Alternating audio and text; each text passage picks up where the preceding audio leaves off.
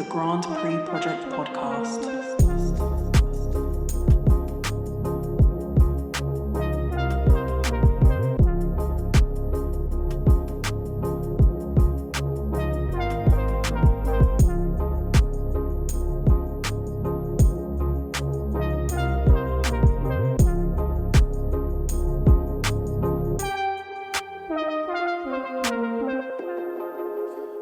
Welcome to the Grand Prix Project with me, your host, Andre, and my co-host, the Big Bro. Thanos 876, as usual. Yes, season is up on the way. First F1 race of the season. It was a wet one. What's your feeling on the whole thing? It was a wet one and it was a boring one. It was wet, damp, and just processional. There wasn't really any... for pretty much half the race, there wasn't really much to talk about, but we'll get through the talking points as we go along. But as an opening race for the start of the season, it's Australia. We tend to have these sort of races in Australia anyway. So yeah, it's just for me, it's just meh, put it that way. All right, and let's see what the points that we got to talk about. Yeah, we're going to start off with McLaren Space. Did they carry over the momentum from 2024? Yeah, I think we should probably look at yesterday's qualifying, performance, and we got a glimpse of what they have in store, what they have in the tank, and it seems like they have a lot because, I have to tip my hat to Lando because it was like he did the business in that qualifying session. I put out a tweet that it was reminiscent of Lewis at Silverstone. I think it was either 2018 or 17. I think it was 2017 where he did a banker lap and they voided a lap for track limits. Barely went over track limits. So he only had one shot. That's it. One shot, and he just went out and just absolutely nailed it. And that's what Lando did. I mean, he beat Piastri by less than a tenth of a second. He put, nearly 4/10 on the Red Bull of Max and another half a second on the Mercedes. That's strong. That tells you that, and when you watch his onboard, that thing just looks like it's literally on rails. It didn't look, there wasn't any unnecessary movement on the steering wheel. There was no snap, no correction, no nothing. If he pointed it left, it goes left. It just turned. And the thing for me as well, because like a couple of years ago, people were saying, the Mercedes power unit was the worst on the grid now, and it was whatever. And I keep saying to people, the donkey in that Mercedes is still one of the best power units on the grid, and they're seeing it right now. So, as I say, hats off to Lando yesterday. Qualifying threw up some surprises, to say the least. But he was all right. It was all right. It looks like even the thing is with Australia, it's not really a true reflection of what may happen for the rest of the season. It's like it's an anomaly, right? Anomaly. And it looks like they did that. McLaren looked like a whole different car that was in the wet from in Brazil. Looks like so they did a lot of homework from that situation. Yeah, right. I mean, you remember we had this discussion when we talked about it, the pre-test, that my main concern for McLaren coming into this season would be, will they start the season, will they repeat what they did the previous two seasons, where the car they started the season with was not the actual car they wanted to start the season with? That gave Max the momentum last year, because when they finally turned up to Miami with the spec car that they need, they should have started the year with. Yeah, they were putting Max under a lot of pressure, and this year they turned up with, a really, really, really good car. But as you said, this track tends to throw up the odd anomaly, because if you go back to 2019, Bottas ran away with it. in 2019, but then the following race, I believe it was Bahrain, they were getting smoked by Charles in the Ferrari. So which is why when I look at Australia, I'm like, yeah, it's just the rust bucket, right? Just getting the rust off. Anyone can win Australia if you got a decent car, right? It's one of them track. Even if saying anyone can win is too strong, anyone can end up on the podium. Put it that way, right? If things like what happened yesterday, it's not really a true reflection of anything that's gonna go on in the rest of the season. So I just took it for what it was. It's the opening race. It is Australia. It's Melbourne Park. So yeah, it is what it is. Yeah. But the thing is, for me, it looks like McLaren got a car to do the business, but Max is just always there, right? Whether it's luck or no luck, he's just always there. Because they dropped, but yeah. We get onto that, but if we focus on the whole qualifying aspect of it, there were some surprises in that qualifying session. The biggest, Yuki putting that racing ball in P5, and then Albon out of nowhere P6, strong ahead of both the Ferraris, who basically I'm still trying to figure out what the hell happened to them between Friday and yesterday, because Friday they looked competitive, well, more so Charles than Lewis looked competitive, but then yesterday Lewis, because obviously Charles was nearly 6/10 off pole, Lewis was nearly 9/10 off pole, and you're like, okay, what's going on here? Where did that pace go? And we're seeing stories about they had a choice between two setups, one between a wet and a dry and a full wet, and they decided to go with the full wet. So based on that you'd think, we get onto how they perform in the race, but my question was, why would you go for such an extreme setup that you'd lose that much performance? Why are you giving away that much performance? And furthermore, every other team knew it was going to rain. Yeah, so. And they didn't go that extreme, so why did you go that extreme? But like I said, the qualifying threw up some surprises. Young Kimi Antonelli, missed out, because I think he ran wide at one corner. I think it was turn 6, and damaged his floor, and that pretty much affected him. So he got knocked out of Q1 by less than a tenth. Bortoleto, again, the man that Helmut Marko said was it a C rated driver or something like that of the sort. I don't even want to talk about Marko, bro. That guy's just yeah. The guy's a fossil, right? And his way of thinking and whatever is no longer representative of society, and he should be like slowly being phased out of the whole paddock. But I think the whole qualifying thing yesterday was, with the exception of how the Ferrari performed, I think that was probably more than anything the biggest surprise of anybody, of the whole entire thing. But that McLaren, though, it was over that lap, though. That was... They got a well-balanced car. The car is well-balanced.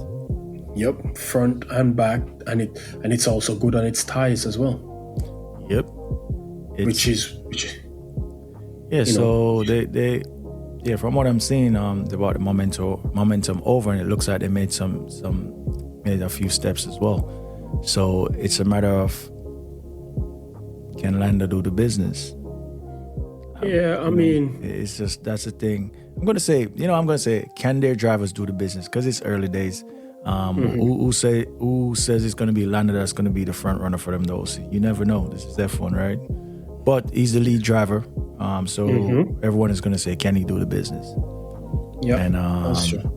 It's a matter of I think he can. You know me and Lando. I kind of still got certain trust issues with him. But from what I saw yesterday, it's like what you say.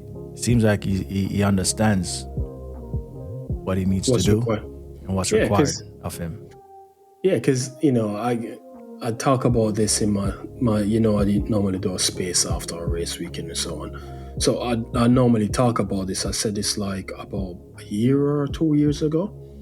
I said my issue with Lando is this: it's not his quality as a driver, because I think he's talented. He's good enough that if he puts it all together, he could become a world champion.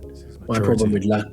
Exactly. It's his maturity. It's the fact that he always seems to be like, everything seems to be a joke for him.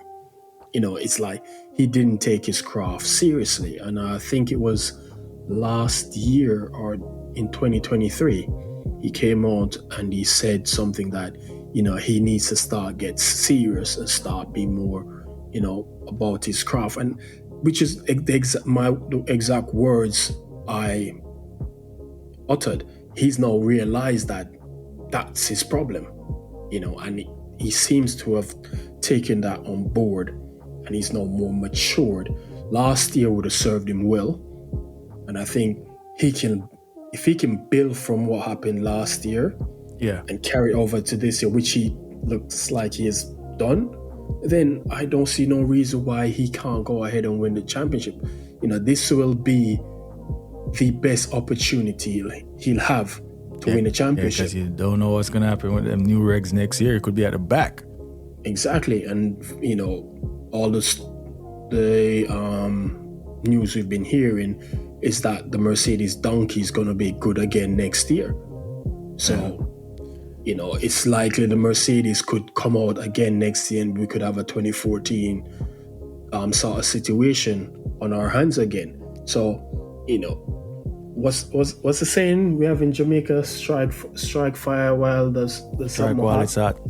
Exactly. So you have the opportunity now, go full hell bent on trying to win it, and I'll see how he carries on. As what they say over in Texas, he needs to haul ass. Exactly, because you have the opportunity. If anything, because they're coming with the the change for the flexi wings. I believe it's in round 6, Spain, I think it was. I can't remember where. And there's reports that when it gets to that point, Red Bull is going to be a better car. Theoretically, I don't believe that nonsense. Because why would you wait until then? You know what I mean? Make hay while the sun shines until that time. So if you can build yourself a points gap like what Max did last year, then you don't have to worry about it so much. You can actually manage the season better, because it's very likely that Ferrari are going to win races, Red Bull are going to win races, Mercedes are going to win races this year. These are the 4 teams that I'm pretty sure will win races this year. So they'll be taking points of each other. So just build a good enough gap up until that point, and then you work from there. But kind of backtracking Orlando a bit, and the thing is, for me, right, if you listen the whole weekend, he needs to get this psych of Max out of his head. If someone is giving him props, giving the team props, he finds some way to revert back to Max, right? He has to understand that, hey, you're a top driver, you're in a top team, you fought for a championship somewhat last year, and now it seems like you got the tool to do it. Just take the compliment, and even if you want to not get out of yourself based on what people are saying, just don't mention Max, because when you're a competitor, bro, and you see the next man next to you just be calling your name, talking about you, even when they didn't ask him about you, that's a psychological thing, bro. It needs to just get him out of his head and just focus on what he's got to do. Yeah, that's true, but at the same time, it could also work in his favor as well by doing this. He's shifting the pressure point from himself back onto Max. Max is the defending world champion. I'm not gonna come out and say, yeah, I'm the new top dog. No, I don't think that's it. He just needs to he just needs to not mention Max when in a lot of these interviews, right? Mention your teammate. Like just not make Max be the focus, right? Because maybe it works this way, whereas like I'm not even paying you no mind, Max. I'm just focusing on what's going on over here, right? And because I'm like, man, just stop mentioning Max. But yeah, that's neither here nor there. But that's Saturday. And then there came Sunday. Hold on. Yeah. Just before we move on to analyze the race, going back to the whole Ferrari thing, there was something really concerning about that Ferrari qualifying because, there was reports again coming out of Italy that this whole change in setup, going for a more wet setup geared towards the race, etc., which meant that to race the car, right? Now, here's my problem with that. Because apparently they had to do it because they were concerned about plank wear, which would have basically, if it went below the limit, would have resulted in a penalty, right? Melbourne has one of the smoothest tracks around. So why would you be concerned about plank wear? And also, if you're anticipating that it's going to be a wet race, right? I believe the new Inters, they've increased the depth of the threads by, I believe it's now up for the 1.5 millimeters thick. So that means if you can still run the car at the right height you want it to, because when you put the Inters on or even the wet tires, it's going to raise it by a couple millimeters, which then means you should be fine for plank wear. But if you're saying that's the problem, that's one of the reasons behind the change, it's concerning to me because Melbourne is one of the smoothest tracks. So what happens when you get to somewhere like Kota? You know what I mean? Or Bumptown. Singapore. Exactly. Or Singapore. Or where else could I think of that's a bumpy track? Probably China. What happens when you get to places like that? That means you're going to have to raise it again, which means the higher you bring it from the ground, you're giving up performance because, again, it's ground effects. The lower you are to the ground, the more performance you have. So the whole Ferrari thing yesterday puzzled me. And what's even worse, because if you go back to testing, they had an issue with tire deg. And if you look at the qualifying yesterday, they were there or thereabouts with the McLarens and the Red Bulls up until the end of Sector 2. When they get to Sector 3, I remember Lewis's, I think, best lap, right? At the end of Sector 2, he was less than a 10th down on Lando's time. He crossed the line nearly half a second down. With no mistake. And I believe at that time, I think he was either on a new set of tire softs or a used set. But either way, it showed you Sector 3, they were losing a lot of time in Sector 3. So which tells you they were overheating, they were overusing the tires. Lewis even said it. I believe Charles even said it as well, that they were overheating the tires. And on a track like that, you'd be like, that's concerning. But we saw signs of that in the tests. And last year, one of the things the Ferrari was good at was tire wear. Yeah. So now, if you've built a car this year that goes against that, and because remember they went with a different suspension layout for this year, right? Yeah, they went to a pull rod suspension. I think it's pull rod front and rear. But again, there's not really that much difference between the two. It's just a case of, okay, you've flipped the rod, the track arm upside down. And when they do that, what's the gain? It's more for aerodynamic purposes. It doesn't do anything else because, again, it's still the same suspension parts you're working with. It's no different, but you've just kind of like where you have all the springs and the anti-roll bar at the top of the chassis, you've now flipped it and put it below the chassis, right? That's all it does. And you've now repositioned the arms in a way it offers you better aero because it frees up space where the airflow to the floor is much more cleaner. That's pretty much what it does. It doesn't really do anything different. Got you. So that wouldn't affect what they've got going on with tires compared to last year, right?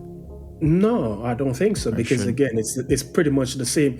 It becomes, I think it would have a problem if they've changed the geometry of the suspension, right? That now could be behind the problem.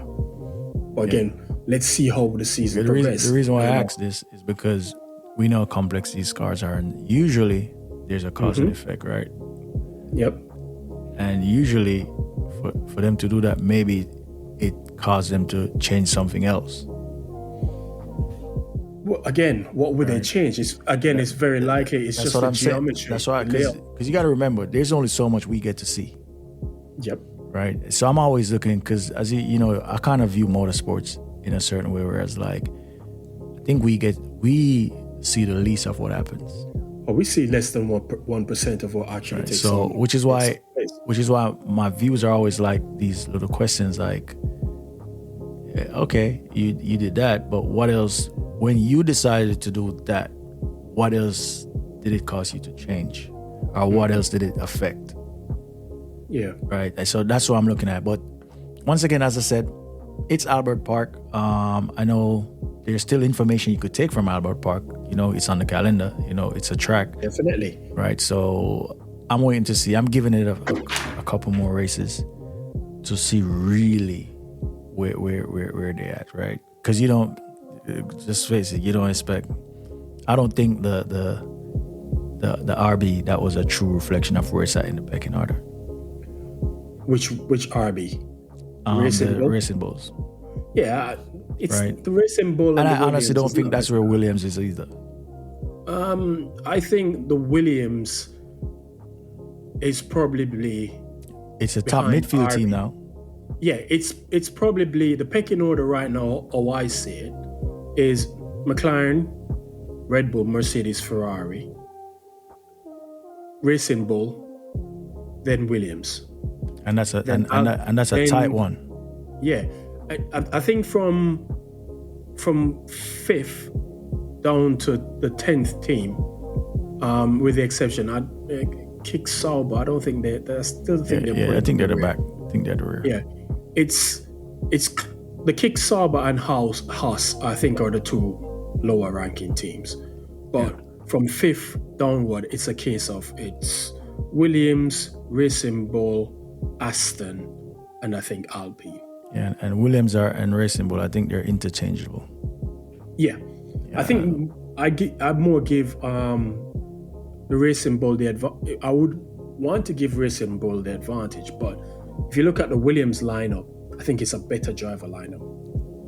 Yeah. And I think they'll be able to get more out of it than the Racing Bull, because again, Hadjar is a rookie.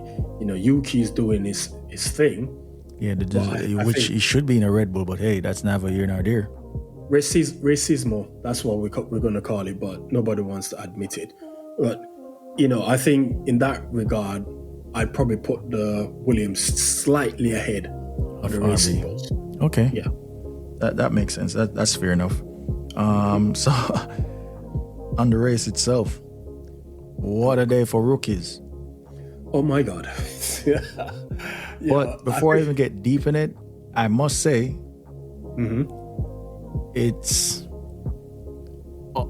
despite what happened to the rest of rookies, the rookie that went into the season top of the rest turned out to be, that's how it actually ended.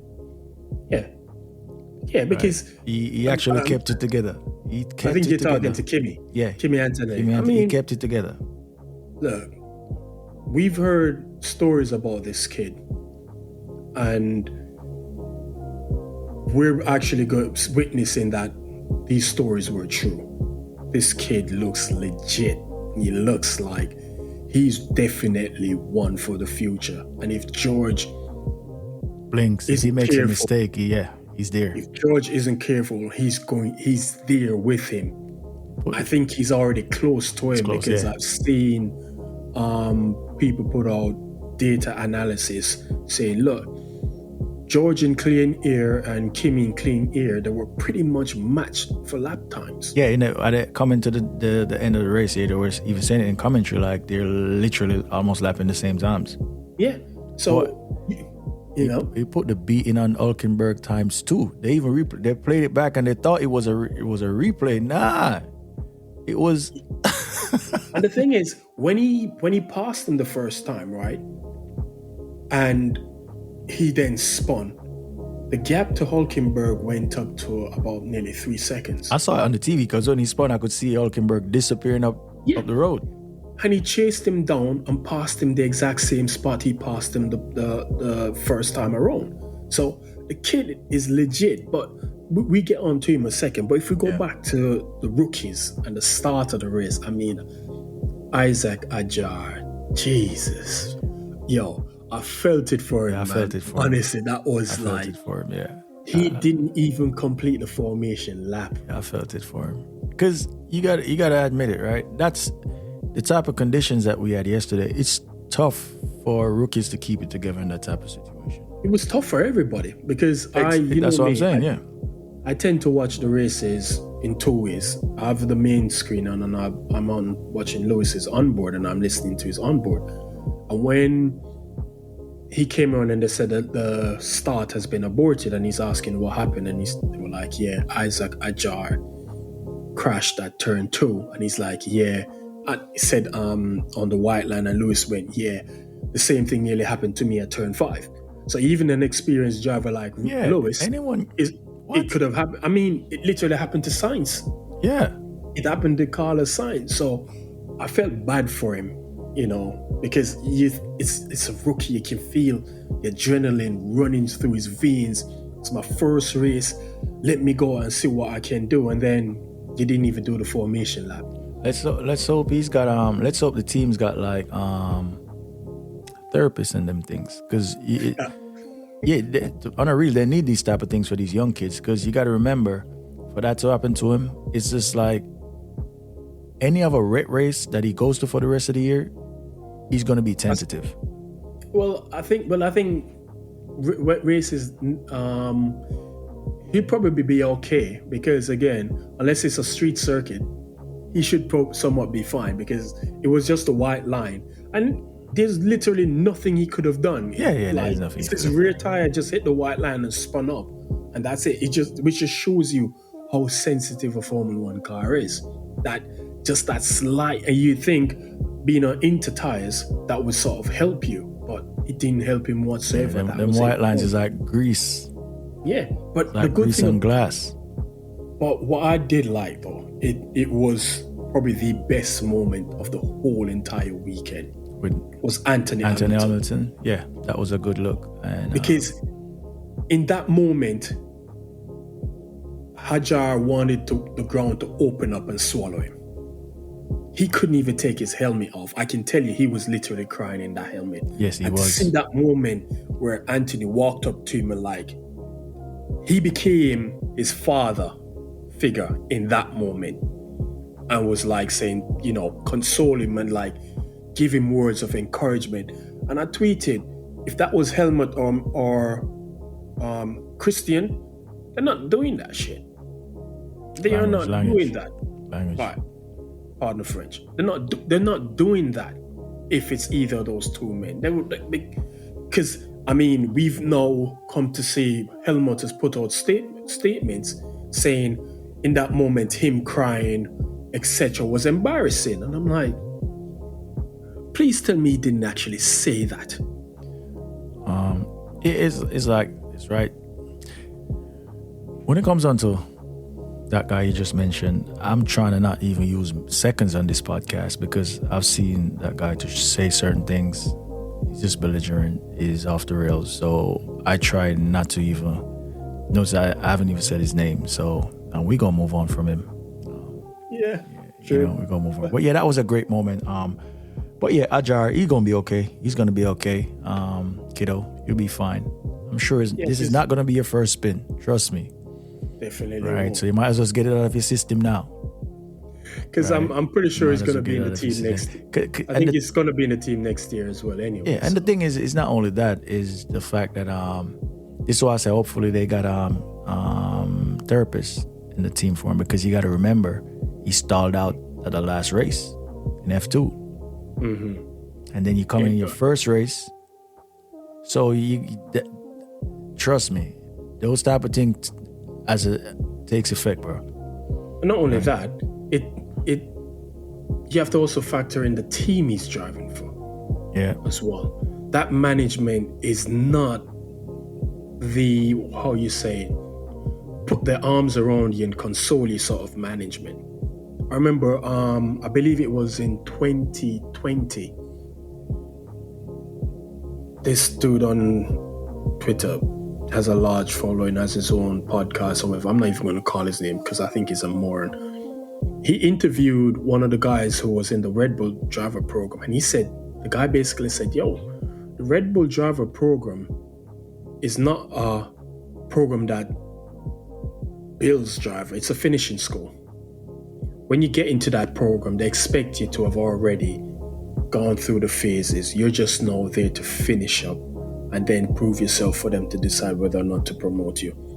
And he basically said, yo, it's one of the most ruthless programs there is, because Helmut rules with an iron fist.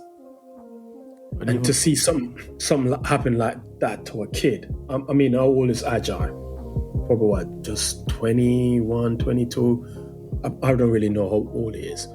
But to see something like that happen to him at your first race, knowing that these two will chew you out, well, probably not Horner, more so Helmut, will chew you out publicly. He's 20.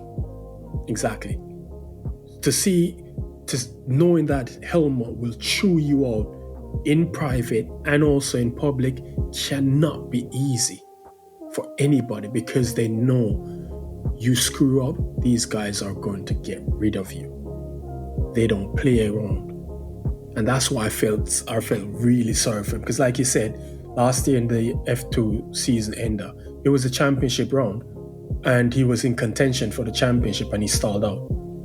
Championship gone. Yeah. And then for your first race in F1, this to happen to you, I felt bad for him, but yeah. If he has the right people around him, I think he'll recover from it and he should be fine, which is why I like what Anthony did. Kind of like, yeah, these things happen. Because to this day, the Red Bull program has only produced one world champion in it. Yep. And it's Max. Seb. No, I don't think Seb was. Max was. I don't think Seb was a Red Bull junior. They picked him up from isn't it Sauber they picked him from? Yeah, was part of the BMW program. The BMW program, because he drove for Williams when Williams was BMW.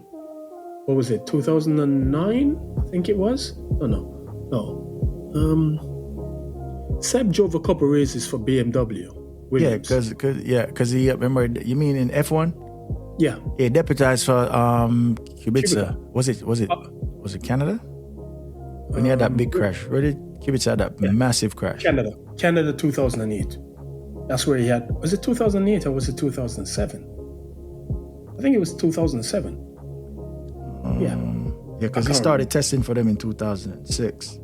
Yeah. So, but would you even call Max? Would you even say Max was part of the Red Bull driver program? No, he wasn't. He wasn't? No, he wasn't. Max is driving for a different team when the whole handbag thing went down for his signature with Mercedes. Because Mercedes wanted to sign him with the prospect of saying, well, we'll support your career through the junior ranks, and if there's a seat becomes available in the mother team, then you'll be considered for it. But Red Bull had a bigger carrot they could dangle in front of him and say, well, we can give you a seat right now in Formula One. Yeah. And that's how he got the Toro Rosso seat. But you're right. I wouldn't actually call him, say he was part of the Red Bull driver program.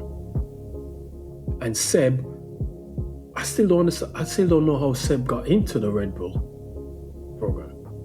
Red Bull seat. Because he drove for Williams he deputized in 2007 for Williams when Kubica had the crash, and he drove for Toro Rosso in 2008. Yeah, I think they picked him up from BMW. There you go. Yeah, they picked him up from BMW. That's a fact, because that's where he was driving.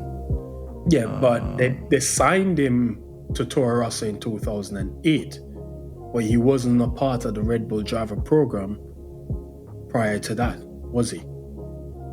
Nah, I doubt it. Because again, he deputized for Kubica after the crash at Canada in 07. Because remember, 08, he was in the Toro Rosso with Sebastian Bourdais, and he won Monza. And then from there, he went to the Red Bull main team, and that's where he was until he left. Yeah, so I just went to it. He was from what I'm seeing, he was never a part of it. Yeah. So in theory, we can say that They haven't actually produced a champion. They haven't produced a champion that came through the ranks. Everyone else has come, and now we could see why that is. True. Or we could see why that was. Yeah. So next rookie, Jack Doohan. Felt it for him too. Just based on the fact that he has already been written off before he even turned the wheel. Right? So when it happened to him, I'm like, man, that's a stinker. But I'm sure he'll be okay. When that happened to him, I'm sure Franco Colapinto was somewhere in the background smiling to himself like, do that a couple more times and I'm having your seat. But didn't he stink up the place in Brazil himself? Who? Colapinto.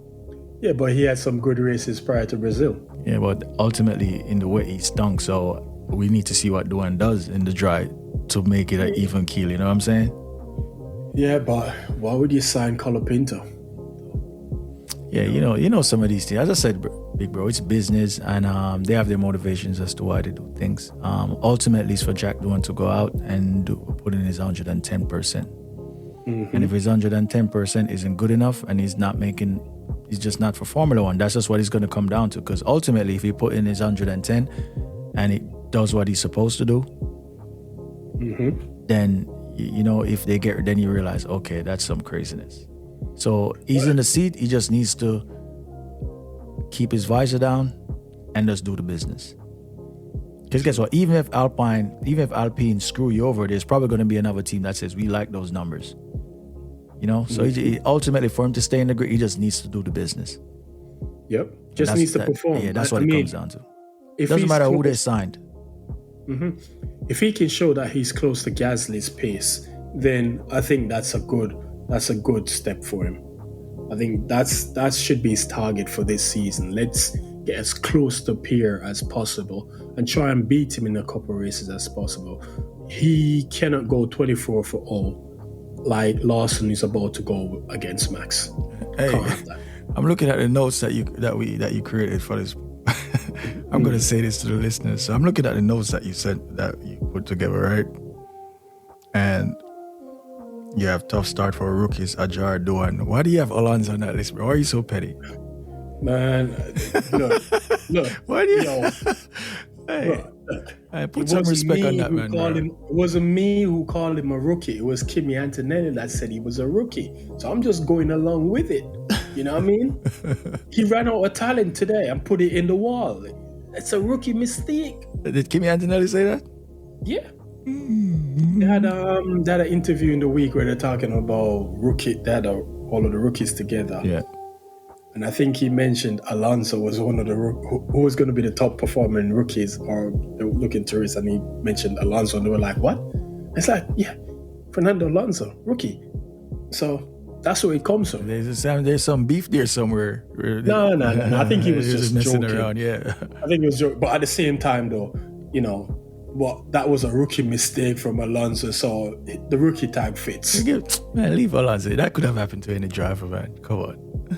It only happened, I mean... Because even Leclerc spin, there's a lot of Leclerc spin, and he was just lucky not to go in the wall. Yeah. We know. No matter who it is, it's just one of them tracks. On any given Sunday when it's like that, anyone could spin out and kiss the walls. No, my agenda is to agenda, man. No, don't change but it. I get it. Rookie Alonso had a tough start to the new season. Listeners, Big Bro don't rock with Alonso one bit. So No. You know what? You know what scared Alonso? He saw the number 12 in the McLaren catching him. And that frightened him. Kimi Antonelli was chasing in the Mercedes. Rookie, In the Mercedes. rookie. In the Mercedes. In the Mercedes. Yeah, rookie said Kimi McLaren, Antonelli was chasing rookie Alonso for position, and Alonso cracked under the pressure and put it in the wall. Are you trying to say he just crashed on purpose not to deal with that? No, he cracked under the pressure. That's what it was. He cracked under the pressure from an 18-year-old rookie. We've seen it. We've seen it before. We've seen this before from Alonso when he's put under pressure by a rookie. You know, these things happen. So, and for those who don't know, he's talking about 07 Lewis Alonso in the McLaren. Bro, why you so petty, bro? Just leave that man alone. Leave that man alone, right? Alonso, there's certain drivers who will forever be on my hit list. Alonso is one of them, and Ferrari is the next one. They'll forever be on my hit list. There's nothing good they can do. Even if they give your man his 8th title? I'll tell them thanks, but you're still on my hit list. Hey, man. Hey, don't listen to this guy. He's petty, right? I don't do pettiness, bro. You know that already. I don't do pettiness. This is not pettiness. This is just facts. We did mention them for in the qualifying, but now race we're talking about McLaren's pace looks, as you say in the notes, ominous. Bro, I'm telling you, for the first couple of laps, when Max was P2 behind Lando, I felt like Lando was driving maybe about half a second a lap slower than what he could have gone in that car. Because look what happens the moment Piastri got by Max. Again, he forced Max into a mistake. And they dropped that. It dropped that Red Bull. They dropped that Red Bull quick. And I mean quick. They dropped that Red Bull. I was surprised that they dropped it that quick. At one point, it was what, 12 seconds behind? No. At one point, it was 15 seconds, 16 seconds behind Piastri. Not Lando, Piastri. When was the last time a Red Bull got dropped like that on pure pace? Zandvoort last year. Yeah. He literally just drove away from him like he was not there. The McLarens were the only cars at that point in the race doing 29s, I mean. Everyone else was doing 30s and 31s. They were in a league of their own that whole entire race. And I just felt like at the beginning, if Lando wanted to have gone quicker, he would have disappeared. But I guess he felt like, you had to protect the tires because you didn't know what the rain conditions was going to be like. So you didn't want to burn them out too quickly. And they just dropped him. And it's even at the end of the race where Max was that close behind Lando across the line. The only reason why he was that close is because Lando's car picked up damage when they ran off. Both of them ran off in the rain? Yeah. So he picked up damage. The floor got damaged, and that cost him performance. You were lucky in that one, boy. That's what happens when you're first in the queue. Yeah, because you're the first one hitting that Skittles. Yeah. You're the first one tasting the Skittles. Both of them went off, and again, kudos for Piastri to get it back on track. Exactly, that's what I was just gonna say, because he was there for a while. He was there for a while, but he got it back. He had the strength of the crowd pushing that car out of that. That Aussie grit was like saying, "Oh, you're not gonna retire right here. You have to get back in the race." And he did. But they always say, man, that home crowd, it counts for something. Yeah. But look, any other race, I think he's walking away from that car. Yeah, he probably just like, screw it, I'm done. I'm not going to, what's the point of doing this? But seriously though, that McLaren pace is ominous. And again, because one of the things that befell Max as well, why that gap even grew that much, he ran out of tires. Yeah. And the McLarens were just getting quicker and quicker, and they weren't complaining about tires. And it was just, and again, that's if the car is that balanced, that quick, and it's also good on its tires, you're not going to beat them. You know what's crazy? You're not going to beat them. About this whole McLaren thing. Now, if they go on to win the championship, right? If they go on to dominate the season, like really, like, yo, this is the car. It just sucks that next year's a whole different set of regulations. Bro, is this not typical Formula One though? Man. This is typical Formula One, whereby they put a set of regulations in, and maybe the first 1 or 2 years is absolutely, the racing is terrible. And they become reactive and say, oh no, we have to change this because this is terrible. But then the more the regs go in, the more you realize the gaps start to narrow. Mercedes is finding form again. Ferrari there. Red Bull. You find McLaren today's 14. Everyone converges at some point. They're going to converge. But then as soon as they converge, oh, we're changing the regulations. You'd be like, yeah, okay. Cool. Yeah, because at some point you develop to the point where if you keep it, teams are just going to catch up. You hit a brick wall. What else are you going to develop? It's like with the Mercedes power unit. They got to a point whereby there's literally, whilst the most they could get from a development is probably I'd find an additional 5 or 10 bhp, while others were finding 20, 30, because they were already at the top. They plateaued. Yeah, they're pretty much, at the development curve. So their gains were minimal compared to those who were basically playing catch up. So every time it looks like, teams are catching up, we're really gonna have some good racing. Bang! Regulation change. So expect next year someone's gonna get it right. I'm gonna run away with it for at least 2-3 years. With it again. It's very likely it could be Mercedes, it could be Ferrari. I don't think it's gonna be Red Bull. So I'm ruling them out of that one altogether. Man, I always tell you, bro, for a guy that's been in motorsports for so long and watching it, you always make this crazy bold prediction about writing off teams, bro. Yeah, new regs ain't writing off no one. Yeah, you know why I'm writing off Red Bull? Because of the engine? They have no experience in building an engine. But you don't know who they're going to recruit, though. It doesn't matter who they're going to recruit. You're going up against OEMs. You're going up against companies. Yeah, but you got to also remember that. Yeah, but these OEMs also employ engineers, or engineers move around. Yeah, but the investment these OEMs put in, the resources they have at their disposal is far greater than anything Red Bull powertrain has. Yeah, you're right. Ultimately, it's like this, and that's the one other thing, right? With ICE, the thing is with ICE, there's not a lot you could do with ICE engines. That's one of the technologies that's actually, there's not a lot you could do with an ICE engine, to be honest. Mm-hmm. So you're right. You're not going to be the OEM on that. With the fact that it's also going, the fuel is going to be 100% biofuel, right? Is it synthetic fuel? Whichever one it is, I can't remember. Renewable. It's going to be 100% renewable energies, yeah. And then you're going to have a 50-50 split in terms of power. 50% ICE, 50% from the battery. I don't have no trust that the Red Bull engine will be anywhere up to par to like a Mercedes, a Ferrari, or a Honda. Because there was even reports of Honda saying that they're having trouble with their power unit. But I don't know if it was lost in translation or something.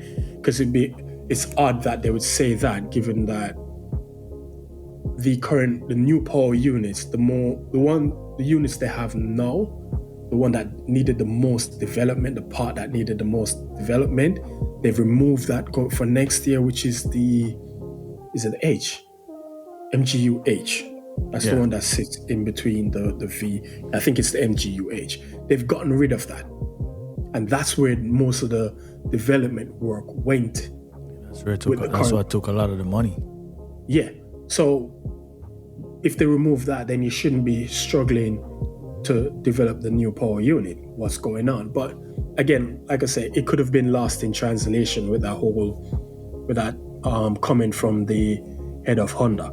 So I don't believe Red Bull will be there. And again, that's going to be a problem for them, because if that Red Bull power unit is no good and Max is not winning, Max is going to be looking to jump ship. He's going to look to jump ship. He's not going to sit around and wait on that, which is why I think the whole Aston Martin thing is next in line for Max. Got you. You're right. That's a good. Let's see. I could see where you're coming from in terms of their engine. No experience in it, and they could, as I said, they could employ great engineers. But yeah, we all know OEMs is where they're always going to have more resources, right? Yeah, what we're looking at next, Ferrari. We mentioned it on the qualifying day, but now we're on about the race. Ferrari's pace and their strategy. My favorite. Ferrari team. doing Ferrari things. I mean, there's certain things in life that's guaranteed. One of them is that Ferrari will always Ferrari.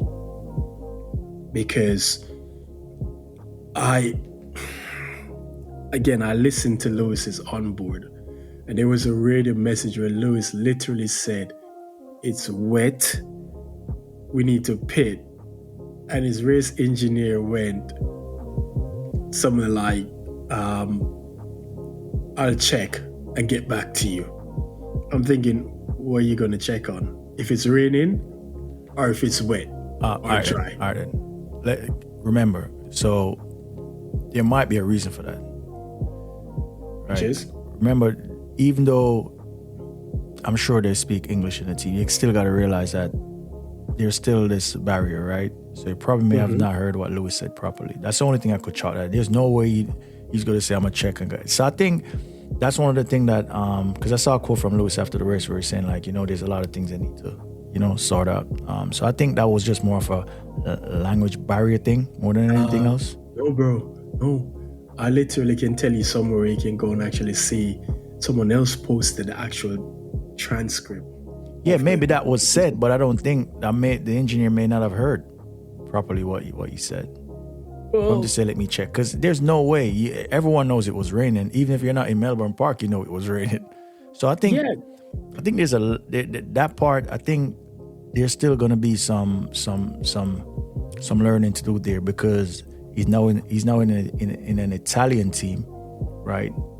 So so I think that was just more of a language barrier thing as to why he probably misheard what Lewis said. I don't know, because when he was talking to Sainz last year, they spoke in English. Yeah. He spoke to Seb in English. Yeah, you're right. So, however, I don't know. But remember, right? Remember that both Sainz and Seb, their English still got Nah, I think English was fluent. He was fluent. Seb English was good. I think that was whatever. I don't think it was. There's no way that he could have heard what he said and said he's gonna check, come back. I doubt it. I think that was just a language barrier thing, to be honest. I think that was just Ferrari doing what they always do, to be honest. But hey man, but I get it. When you dislike something, or strategy. when you dislike something or someone, you cause it the other side of the coin. No, trust me. Sometimes I can be objective, but again, Ferrari, I don't trust that team and never will. So that's probably why. But remove that strategy blunder from them, because I think it was a mistake that for them to go and do another lap. I think if they had pitted on the exact same lap that Lando pitted on, they would have inherited a better position. Yeah. Because if I'm not I'm trying to remember if they were ahead of. No, they weren't ahead of George when they pitted, because George was the second one to pit after Lando, I believe. Yeah, George was the second one to pit. And they had enough time to react. But from the radio transmission, I think they pretty much told Lewis, and I think, and Charles as well, that the rain was only going to be for probably a lap. And it wasn't going to last. So if they can hang it out for that lap, then they probably should be fine. But then because one was saying a class 3 rain, one was saying a class 4. I really don't know what the difference is. I guess that's in term of intensity. I don't know which is the highest or which is the lowest. But I guess that was their thinking. If we can hang it off for this lap, the rain will pass, and then you guys will be in a much better position. But they waited one lap too long. Yeah, and even if that was the case, right? That's when the safety car came out, right? Yeah, for when the rookie Alonso put it in. Even if they had stayed out, they were gonna get swallowed up on that restart anyway. Well, if it dried out. Yeah, but I mean, so if the same thing happened and they just kind of hung it out, they're gonna get. Yeah, they weren't. I think even if it dried out a little bit on those tires. Yeah, the McLaren had enough pace that they could have passed. They probably could have passed them. Yeah. It's one of them ones. It was just a gamble that didn't pay off. They wouldn't have finished 8th and 10th. They probably would have finished higher up. They probably would have definitely finished ahead of the Kick Sauber, who so happens is the highest placed team, Ferrari powered team in the Constructors' Championship right now. Yeah, which is why my thing is just like, hey man, it's Albert Park. The first race of the season. Albert Park does Albert Park things. Yeah, but at the same time, bro, Lewis couldn't pass Albon. True. Charles got up into 5th, and he made no progress from there. He was never catching George. You're right, because whenever Kimi Antonelli came up on any one of that Mercedes, he's putting them to the back. I was looking, I'm like, this Mercedes got some speed in it, because he was not lingering. He was not hanging around. And this is what annoys me about the conversation yesterday people were having, saying Ferrari went with a race setup. And I'm like, well, we didn't see that in the race today. If they went with a race setup, they should have had an advantage over everyone. They didn't.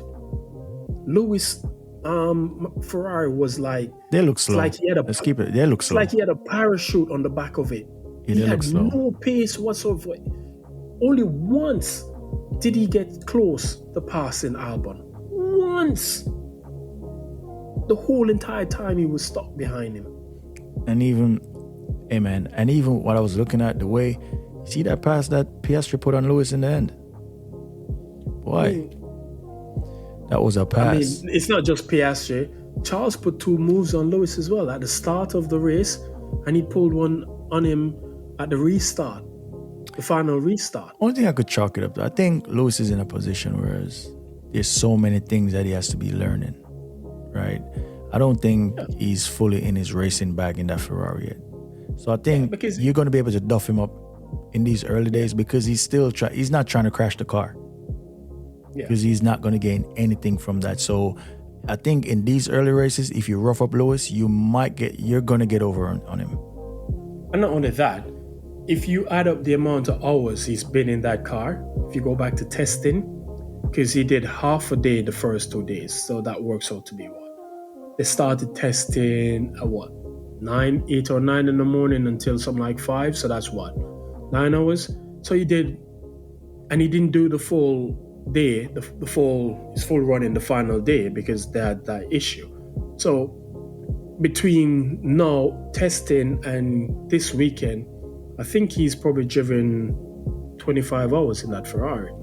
Yeah, because he has a lot to learn, a lot to get to pick up on, because he says it like, he did an interview where he was talking about, like, when he was at Mercedes, if he needed something, if he wanted to do something, he could know, okay, we can use this, we can use that, we can use that. I need this, that, or that. This would help me. But he doesn't know what it is at Ferrari that he can use. And that's a fair point, because it makes a lot of sense. And I think I'm giving him, because even the way, from what I'm understanding, the way how even the throttle on a Ferrari, the way it delivers and the way the power is delivered, I heard it's a whole different thing from most of the cars on the grid. Yeah. And he's only ever known Mercedes engines. Yeah, so again, this is a steep learning curve. This is a massive learning curve for him. And again, it's kind of But at the same time, there's a small positive you can take away from the weekend. Because if you look at the practice sessions, he was gradually reducing the gap to Charles. Yeah. And if you look at his best sector times in qualifying, right, compared to Charles, he was 0.2 faster than Charles. If he had put all his three best sector times together compared to Charles's 3, he was 0.2 faster than him. He's gonna get there. So the fact that he went, because in FP1, I think the gap was like half 0.6 or whatever it is. When it came to qualifying, it was what, 0.2. Yeah. Yeah, it's give him some time. I guess we also covered his debut. We literally just covered his debut in the Ferrari just now, right? It's his worst debut for a team in Formula One. Yeah. It's his worst finishing. It was his worst qualifying and his worst finishing position. Yeah, but as I said, I'm the type of person where it's like when it comes down to the first race of the season, it's like, especially when it's at a track like this, right? So I'm not reading too much into it. Oh no, I'm not reading anything into it at all, because I know, this was going to be the case for him. It was going to be a massive learning curve because it's something different. Everything about it's different for him, because it's leaving McLaren and going to Mercedes wasn't that big of a difference, because again, you're still somewhat within the Mercedes family framework. You know how the Mercedes engines work. You understand the power delivery, the torque, everything about it. You can tell just by listening to it if there's something wrong with the engine or whatever it is. So he doesn't know that about the Ferrari unit. So again, he has to learn all of these things, and I'm sure he's putting in the work. Yeah, he's going to be all right. It's a lot to get up to speed with, but like I said, I expect by the time we get to round 5, he should be on the pace with Charles. I don't expect him to out-qualify Charles that massively, but there's going to be moments where he's going to be ahead of Charles. But if he's there or thereabouts, I can live with that, because again, Charles over a lap is one of the quickest drivers on the grid. Yeah. And we can't deny that. True. But Lewis will be fine. Yeah, he'll be okay. And so it wasn't the most stellar debut, but he kept it on track and he finished the race. That's always a positive, right? As I mentioned, Kimi Antonelli is P5. That was a great drive for him to P5, except for because he would have finished P4 if it wasn't for that penalty, right? No, he finished P4. He got P4. They apparently, they reverted. Mercedes appealed the decision because they presented evidence that the stewards hadn't previously looked at, and they were able to overturn it, and he got his P4. There you go, great. And again, which is 6 drivers in the last decade have scored points on their debut. He's the 6th one. The first was it was Villeneuve, K-Mag. They finished 2nd. Lewis finished 3rd. Webber finished in the points. Can't remember where he finished. That was I think this was in Australia when he was driving the Minardi, which tells you how long that was. Mm-hmm. Then you had Felipe Nasser. I think, what was he driving for? Is it Sauber? I can't remember the team. Felipe Nasser. And then you had Kimi. But Kimi is the youngest of the lot, and he's the first, and he's done it from the 2nd lowest grid position, because he started P16. When Webber did it in the Minardi, he started P18. But he drove a good race, and you have to tip your hat to him. We discussed it at the beginning. You can see that there's something special about this kid. He has a massive amount of talent, and he has speed to burn.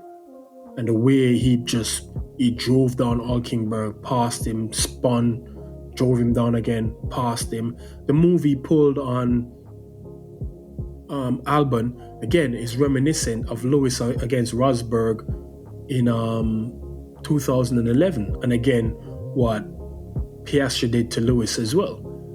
that takes some balls Is it- for an is- 18-year-old kid Yeah. driving his first race. You have to like tip your hat, and you can understand why Mercedes thought so highly of him, and why they offered Lewis the contract they did, because they realized that, look, we've got something special on our hand. And whilst it's Lewis Hamilton, and we can understand it's Lewis Hamilton, we have to start our succession plan. And this, we have this gem, and we don't want to waste it. Yeah. Don't want to lose him.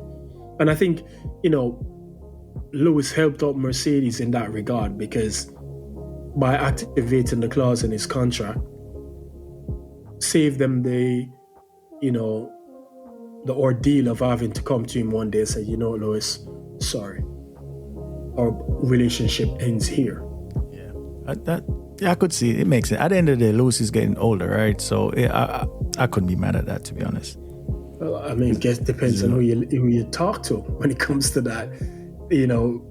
My fellow Team LH members aren't happy. They felt like that was a slap in the face. That was a disrespect. And I'm thinking, because Team LH doesn't understand that it's also a business, right? And if they've got I'm not going to say they don't that understand. They understand. They just don't, because it's Lewis, but they still have to understand this, right? We can love these people, right? Adore them. We also have to understand that it's just it's sports. You cycle through superstars and eras. Lewis started out as a young one in his 20s. Now he's 40, right? And a young upstart is there. And ultimately, it's like when we spoke about when you had that last place. I was like, Mercedes couldn't afford to lose Kimi. Yeah. To have someone that's going to just poke him away, right? And that's it. Because when you had asked it to me, I was thinking about. I'm like, you said, where would he go? I'm like, actually, if he's this prodigy and Lewis stayed and he's got the right management, and then Ferrari was like, okay, we're going to get rid of Sainz anyway, we'll take him, right? You get, all of a sudden your prodigy got yanked away. And then now, you've been like, wow. And You then left empty-handed. yeah, and ultimately, who knows? Lewis could have been like, you know what? I'm about to retire anyway. So you never know the things. So they did what they had to do to secure him, because at least that's another 15 years they just secured. Yeah, we discussed this at length in our spaces, that the plan was never for him to race in 2025 anyway, in Formula One. Yeah. It was pretty much a forced decision on the team to put him in. No, I think the original plan was for him to do 2 years in F2 and see how he progresses. And then for 2026, that's when they have to make a tough decision. Do we put Kimi in the seat and let him learn now, or do we keep Lewis for another year and see what happens? But again, Lewis made the decision easy for them. And I don't even think, you know what? Lewis is not even the catalyst in this. It's Carlos Sainz. Because if Sainz had signed his contract, gotten his contract done earlier, Lewis would have never been in a Ferrari. Yeah.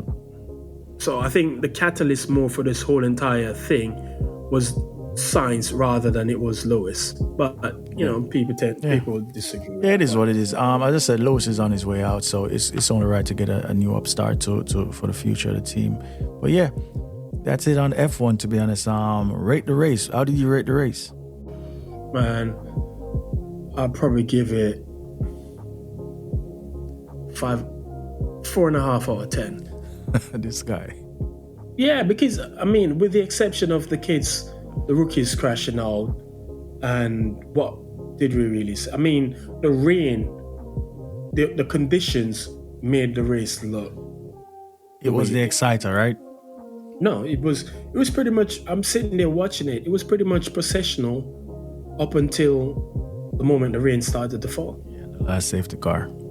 Yeah, it was pretty much a processional thing. So I give it a 4.5. It wasn't really that exciting. So, but I'm kind of glad though we don't have to wait that long for the next race. So I'll give it a 5. 5. Oh, you're being generous. Yeah, I'll give it a 5. You woke up in a good mood this morning, so. I'll give it a 5. It wasn't the most exciting race, but the last safety car on that restart, and then just the last part of the race, to be honest, is what I'm like, okay, that's what moved it from like a 3 actually to a 5. So if it wasn't for the safety car, if it wasn't for the last restart, right, and the rain that came, I probably would have had that thing down at a 2.5, to be honest. It was, it was terrible. The most exciting parts about the race was just mistakes. Was seeing the two McLarens synchronized sliding across the ground. I think rain in China is different to rain in Australia. Yeah. But that's the first one of the season. Wasn't the most exciting race, but let's see if I'm looking for. I want to have this regular condition, so the rookies can actually get the rookies, except for Antonelli, can get going. All right, see what they've got. That's it really for this episode of the Grand Prix Project, covering F1, first race of the season. Looking forward to the next race. It was dull, but we have another 23 to go. I believe China is a sprint race weekend as well. So let me just check. So you're talking about that could throw up another bit of jeopardy because, again, you only have one practice session and you go straight into qualifying. So, yeah, hold on. Let me see. I believe China is a sprint race. It doesn't tell me on here, but I'll check. Hold on, let me just see if I can schedule Australia. Okay, so we have China. Yep, it's a sprint weekend as well. Sprint weekend. It's the first I believe of, I think there's going to be 6 or something like that. I can't remember how many sprint races they have this year. Okay, so we look forward to that. So it's a sprint weekend coming up. Once again, thanks for all the listeners. Appreciate you guys downloading, subscribing. We appreciate you. Follow me on X, formerly Twitter, the Grand Prix Project Dre. And where you at, big bro? Me, I'm on X. Like I always say, anywhere you see fire, just come. I'm the one causing it. So you can find me at Thanos. That's a 7 HONOS 876. Follow me at your peril. I have some very strong opinions. You might not like them, but it is what it is. He's wild. This boy's wild with it. But I appreciate you guys, ladies and gents, for watching. Children's, animals, cats, and dogs. We really do appreciate y'all. So, peace out. Another episode of the Grand Prix Project. Thank you for listening to the Grand Prix Project podcast.